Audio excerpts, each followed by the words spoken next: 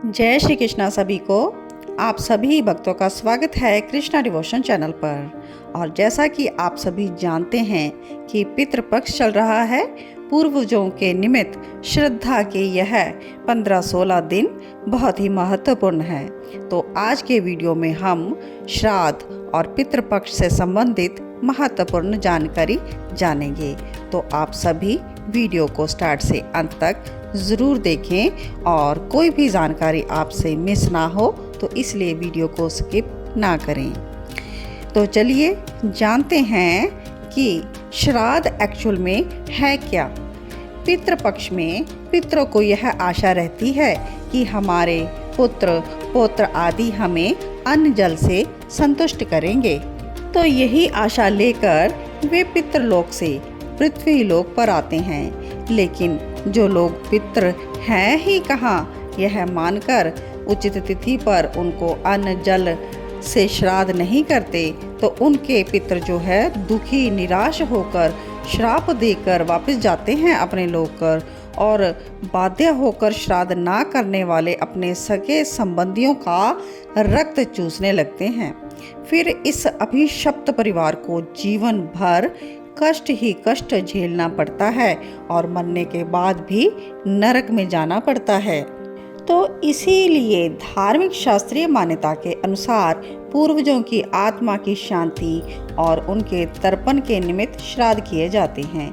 यहाँ श्राद्ध का अर्थ श्रद्धा पूर्वक अपने पितरों के प्रति सम्मान प्रकट करने से है। हिंदू धर्म में श्राद्ध का विशेष महत्व होता है। तो आइए श्राद्ध पक्ष से जुड़ी हर बात वो आपको बताते हैं जिसे आपको ज़रूर जानना चाहिए। जो भी आपके परिजन अपना देह त्याग कर चले गए हैं, उनकी आत्मा की तृप्ति के लिए सच्ची श्रद्धा के साथ जो तर्पण किया जाता है उसे श्राद्ध कहते हैं। ऐसी मान्यता है कि मृत्यु के देवता यमराज श्राद्ध पक्ष में जीव को मुक्त कर देते हैं ताकि वे सब जनों के यहाँ जाकर तर्पण ग्रहण कर सके। तो आइए जानते हैं कि कब होता है यह पितृपक्ष। पितृपक्ष के 15 दिन पितरों को समर्पित होते हैं और यह भाद्र पक्ष की पूर्णिमा से आरंभ होकर आश्विन मास की अमावस्या तक चलते हैं। तो इस साल यह 29 सितंबर से स्टार्ट होकर 14 अक्टूबर तक का जो काल है, यह पितृपक्ष का समय है। तो भाद्रपद की पूर्णिमा को उन्हीं का श्राद्ध किया जाता है जिनका निधन वर्ष किसी भी पूर्णिमा को हुआ हो। जिस भी तिथि को परिजन का देहांत हुआ हो, उनका श्राद्ध कर्म उसी तिथि को करना चाहिए। तो जब याद ना हो श्राद्ध की तिथि, तब किस दिन श्राद्ध करें। बहुत से लोगों को अपने परिजनों की मृत्यु की तिथि याद नहीं रहती, तो इसके लिए शास्त्रों में कहा गया है कि देह वासन की तिथि मालूम ना हो तो आप अमावस्या को तर्पण कर सकते हैं। इसीलिए इस अमावस्या को सर्वपित अमावस्या कहा जाता है। इसके अलावा यदि किसी की अकाल मृत्यु हुई हो तो उनका श्राद्ध चतुर्दशी तिथि को किया जाता है। ऐसे ही पिता का श्राद्ध अष्टमी तिथि को और माता का श्राद्ध नौमी तिथि को किया जाता है। तो आइए पितृपक्ष से रिलेटेड एक पौराणिक कथा भी हम श्रवण करते हैं। कहा जाता है कि जब महाभारत के युद्ध में दानवीर कर्ण का निधन हो गया तो उनकी आत्मा स्वर्ग पहुंच गई, तो उन्हें नियमित भोजन खाने की बजाय सोना और गहने देनिया जाने लगे। इस बात से निराश होकर कर्ण की आत्मा ने इंद्रदेव से इसका कारण पूछा।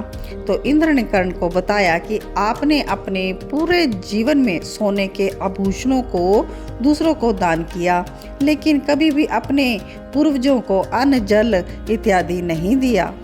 तब कर्ण ने उत्तर दिया कि वह अपने पूर्वजों के बारे में जानता नहीं है। तो उसे सुनने के बाद भगवान इंद्र ने अपनी दयालुता दिखाते हुए उसे 15 दिनों की अवधि के लिए वापस पृथ्वी पर जाने की अनुमति दी, ताकि वह अपने पूर्वजों को भोजन अन्न जल दान कर सके। तो इसी 15 दिन की अवधि को पितृपक्ष के रूप में जाना जाता है। तो आगे हम जानेंगे कि श्राद्ध की वस्तुएं पितरों को कैसे मिलती हैं। श्राद्ध का अर्थ है श्रद्धा से जो कुछ दिया जाए। पितरों के लिए श्रद्धा पूर्वक किए गए पदार्थ दान, हविष्य अन्न, तिल, कुश, जल के दान, यह सभी श्राद्ध के नाम हैं। श्राद्ध कर्म पितृ ऋण चुकाने का सरल और सहज मार्ग है। पितृपक्ष में श्राद्ध करने से पितृगण जो है वर्ष भर के लिए प्रसन्न हो जाते हैं। श्राद्ध कर्म से व्यक्ति केवल अपने सगे संबंधियों को ही नहीं बल्कि ब्रह्मा से लेकर तृण पर्यंत सभी प्राणियों व जगत को तृप्त करता है। पितरों की पूजा को साक्षात विष्णु ही माना गया है। कुछ लोग शंका करते हैं कि श्राद्ध में समर्पित की गई वस्तुएं पितरों को कैसे मिलती हैं। कर्मों की भिन्नता के कारण मरने के बाद गतियां भी भिन्न भिन्न होती हैं। कोई देवता बनता है, कोई पितृ, कोई प्रेत, कोई हाथी, कोई चींटी, कोई वृक्ष, कोई तृण बन जाता है। तब मन में यह शंका होती है कि छोटे से पिंड से अलग अलग योनियों में पितरों की तृप्ति कैसे होती है। तो इस शंका का निवारण स्कंद पुराण की कथा से हम जानेंगे। एक बार राजा करंदम ने महायोगी महाकाल से पूछा, मनुष्यों द्वारा पितरों के लिए जो तर्पण पिंडदान किया जाता है वह वस्तुएं पितरों तक कैसे पहुंच जाती हैं। तब भगवान महाकाल ने बताया कि विश्व नियंता ने ऐसी व्यवस्था कर रखी है कि श्राद्ध की सामग्री उनके अनुरूप होकर पितरों के पास पहुंचती है। इस व्यवस्था के अधिपति हैं अग्निष्ठवाद आदि। पितरों और देवताओं की योनि ऐसी है कि वे दूर से ही कही हुई बातें सुन लेते हैं, दूर से ही पूजा ग्रहण कर लेते हैं, दूर से की गई स्तुतियों से ही वो प्रसन्न हो जाते हैं। वे भूत भविष्य वर्तमान सब जानते हैं और सभी जगह पहुंच सकते हैं। 5 तन मात्राएं मन, बुद्धि, अहंकार और प्रकृति, इन 9 तत्वों से उनका शरीर बना होता है और इसके भीतर 10वें तत्व के रूप में साक्षात भगवान पुरुषोत्तम उसमें निवास करते हैं।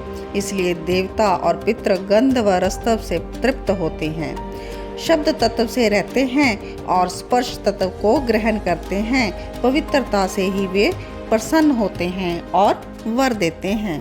पितरों का आहार है अन्न जल का जो सार तत्व है। और इजी वे से समझाती हूँ। जैसे मनुष्यों का आहार है अन्न, पशुओं का आहार है तृण, वैसे ही पितरों का आहार अन्न का सार तत्व है, मतलब कि गंध और रस। अतः वह अन्न व जल का जो सार तत्व है उसी से ही प्रसन्न हो जाते हैं, वही ग्रहण करते हैं। शेष जो स्थूल वस्तु है वो यहीं रह जाती है।